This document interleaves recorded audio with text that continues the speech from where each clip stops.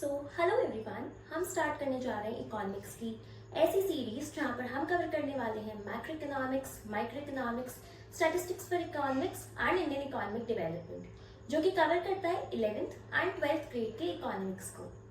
तो ये 15 day series होने वाली है जहां पर हम कवर करने वाले हैं मैक्रो इकोनॉमिक्स को। टारगेट होगा हमारा 100 इन इकोनॉमिक्स, जहां पर मैं आपको प्रैक्टिस करवाऊंगी सारे concepts along with previous year questions. So let's start with the very first session of macro economics, जिसका नाम है introductory macro economics, which is the very first chapter, जहां पर हम कवर करने वाले हैं मैक्रो इकोनॉमिक्स से रिलेटेड सारे कॉन्सेप्ट्स, क्या डिफरेंस होता है between macro and micro economics, macro economics होता क्या है, उसका स्कोप एंड उसका significance. So let's start. So हमारी सबसे पहली स्लाइड है what is macro economics. So macro economics economy को एज अ होल डील करता है। तो अगर मैं बात करती हूँ वर्ड मैक्रो की, सो ये एक ग्रीक वर्ड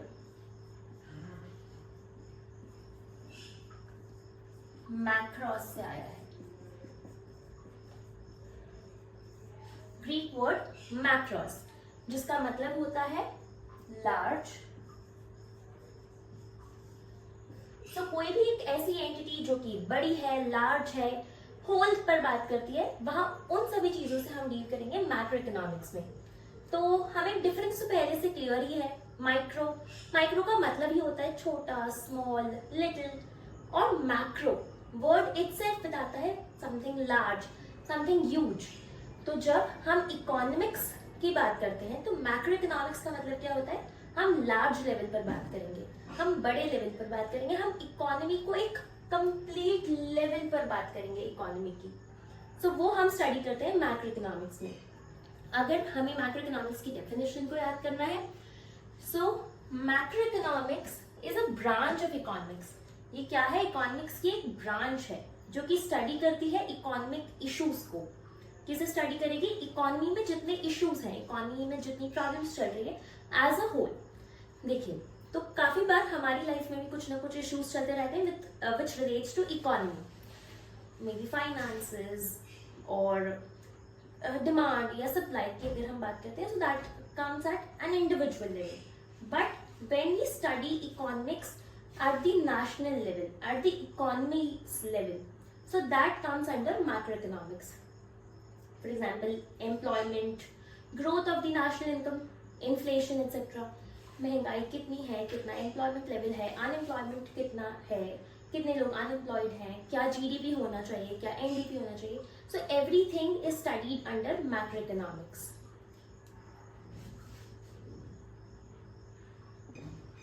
Therefore, मैक्रोइकोनॉमिक्स में हमने ये समझा कि इकोनॉमी में एज अ होल बड़े लेवल पर, इकोनॉमी के लेवल पर जो भी प्रॉब्लम्स आती हैं, उससे रिलेटेड जो भी प्लान्स, पॉलिसीज, चैलेंजेस को जिस तरीके से गवर्नमेंट रिजॉल्व करती है, everything is studied under macroeconomics. Now two brain teasers are given. First is presentation of budget. So when finance minister would present the budget in the parliament, will that be considered as macroeconomics or microeconomics? Of course, budget deals with the entire nation. Budget deals with the entire economy as a whole. So if we are studying about presentation of budget, or if we are looking at the budget speech of the finance minister, that is the part of macroeconomic study. Why? Because it will have plans, policies, schemes, जो कि पूरे के पूरे nation के level पर होगी, जिसके अंदर मे बी नेशनल इनकम को कैसे बढ़ाएंगे, उसके ऊपर कुछ स्कीम्स होगी, उस पर कुछ पॉलिसीज होगी, इन्फ्लेशन कैसे कम हो, एम्प्लॉयमेंट कैसे बढ़े, उससे रिलेटेड कुछ भी पॉलिसीज, स्कीम्स होगी। That is the reason why presentation of budget macro.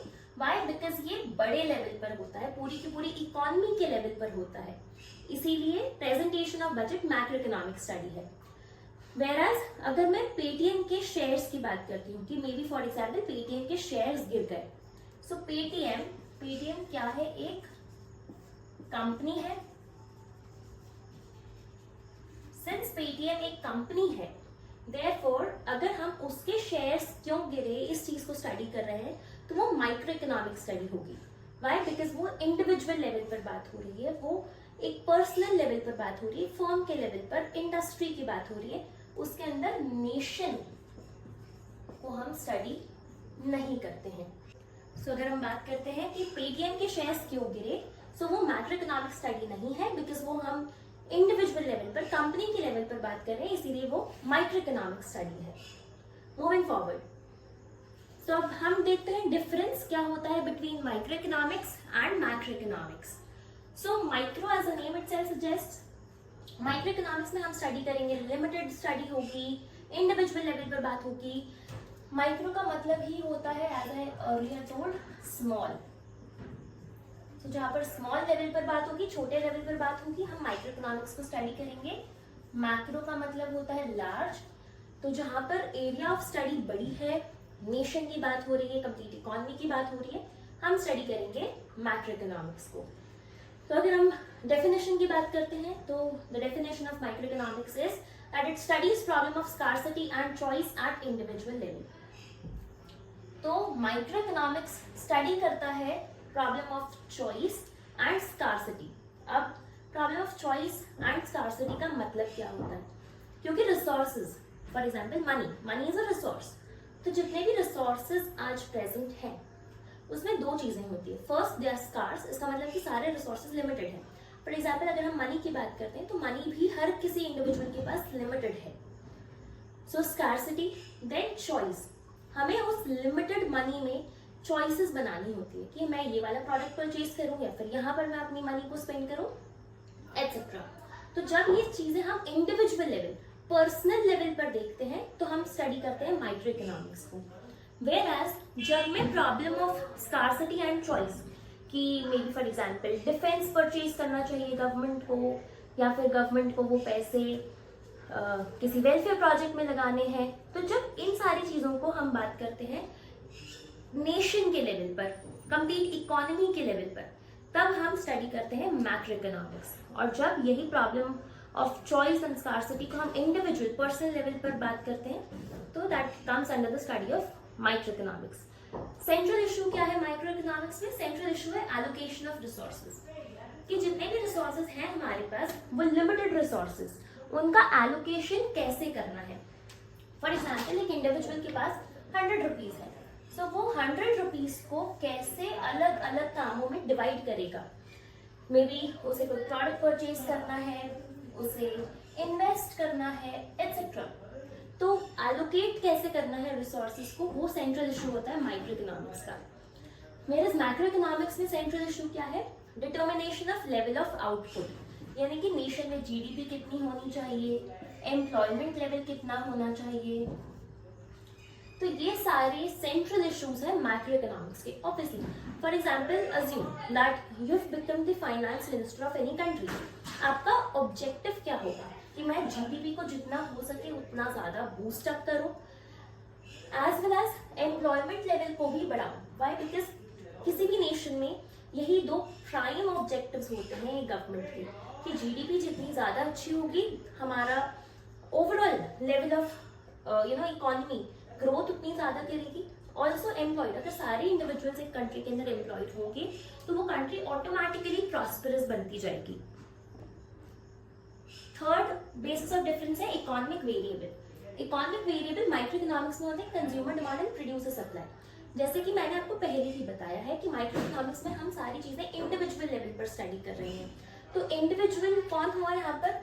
हम जो कि कंज्यूम करते हैं चीजों को, तो कंज्यूमर। एज वेल एज वो चीजें आ किससे रही हैं? प्रोड्यूसर प्रोड्यूस कर रहे हैं और हम तक पहुंचा रहे हैं। तो कंज्यूमर क्या डिमांड कर रहा है? प्रोड्यूसर को उस चीज को सप्लाई करना होगा, तभी डिमांड एंड सप्लाई आपस में इक्विलिब्रियम पर आ पाएंगे, यानी कि जो चीजें लोग डिमांड कर रहे हैं वो प्रोड्यूसर सप्लाई कर पाएगा। So that is the economic variable micro economics में। मेरे मैक्रो इकोनॉमिक्स में एग्रीगेट की बात आ जाती है। एग्रीगेट का मतलब क्या होता है? फॉर एग्जाम्पल अगर मैं एग्रीगेट डिमांड की बात करती हूँ तो इकोनॉमी में जितने भी गुड्स एंड सर्विसेज प्रोड्यूस हो रहे हैं, कंप्लीट इकोनॉमी में जितने भी गुड्स प्लस सर्विसेज बन रहे हैं, उन सभी की टोटल डिमांड को हम बोलते हैं एग्रीगेट डिमांड। क्या बोलते हैं? Aggregate demand. ओके। और जब हम स्टडी करते हैं पूरे के पूरे एंटायर इकोनॉमी में प्रोड्यूसर्स ने कितना सप्लाई किया, पूरी की पूरी कंट्री में जितने भी प्रोड्यूसर्स ने जितना टोटल सप्लाई किया वो बन जाता है एग्रीगेट सप्लाई।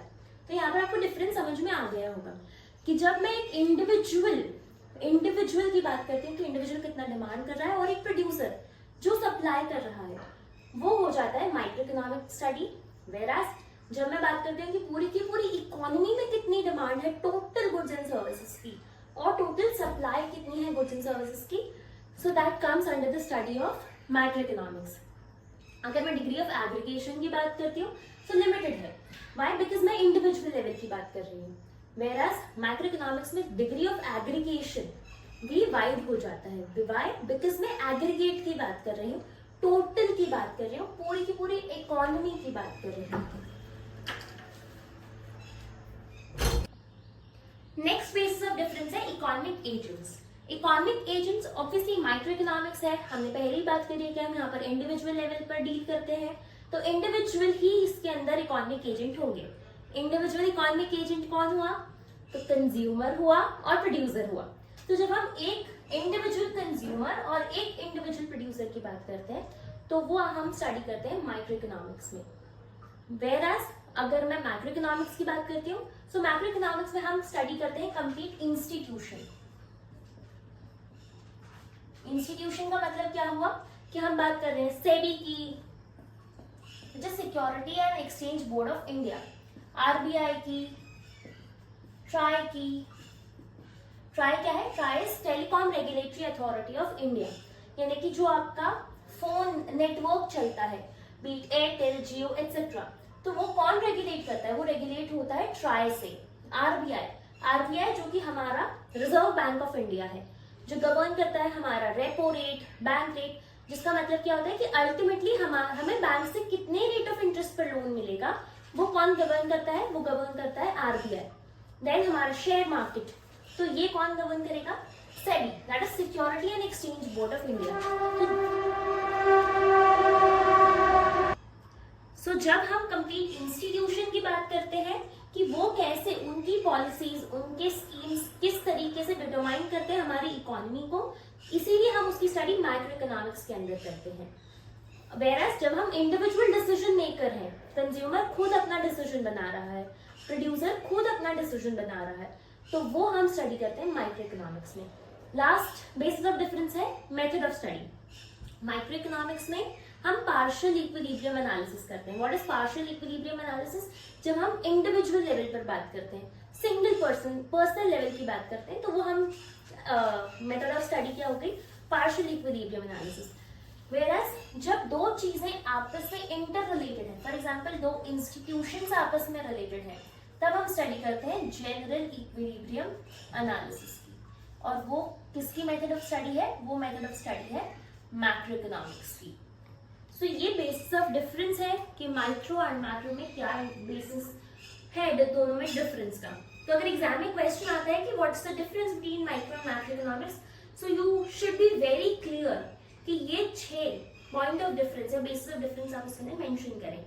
माइक्रो में हम इंडिविजुअल लेवल की बात करेंगे, वेयरएज मैक्रो में हम लोग इंस्टीट्यूशन के लेवल की बात करेंगे, इकोनॉमी की कंप्लीट लेवल की बात करेंगे, जनरल इक्विलिब्रियम एनालिसिस करेंगे, और माइक्रो में पार्शियल। पार्शियल का मतलब क्या होता है? इनकम्प्लीट। पार्शियल का मतलब होता है इनकम्प्लीट। ऑब्वियसली तो माइक्रो इकोनॉमिक्स की जब मैं बात करती हूँ इनकम्प्लीट है वो। व्हाई? बिकॉज वो इंडिविजुअल लेवल पर डील कर रहा है, वेयरएज मैक्रो इकोनॉमिक्स कंप्लीट है, फुल है, एंटायरिटी में है।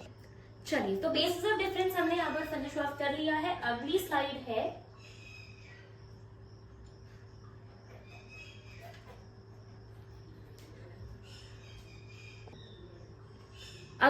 है माइक्रो मैक्रो पैराडॉक्स की। अब माइक्रो मैक्रो पैराडॉक्स होता क्या है? So what may be true eight micro या फिर individual level may not be true और लॉजिकल एट मैक्रो लेवल।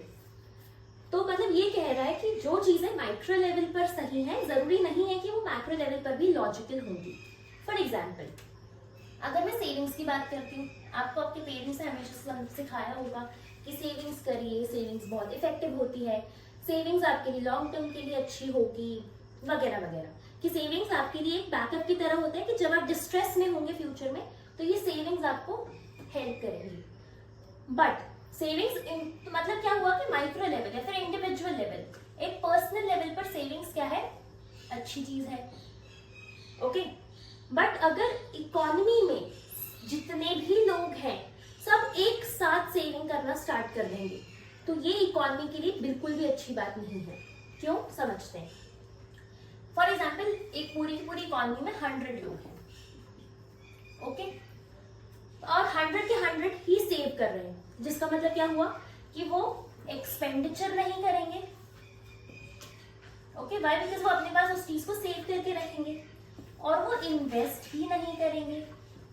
अगर वो एक्सपेंड नहीं कर रहे हैं, वो इन्वेस्ट नहीं कर रहे हैं, अपने पास बचा के रख रहे हैं, तो इकोनॉमी में बच्चों डिमांड कैसे जनरेट होगी?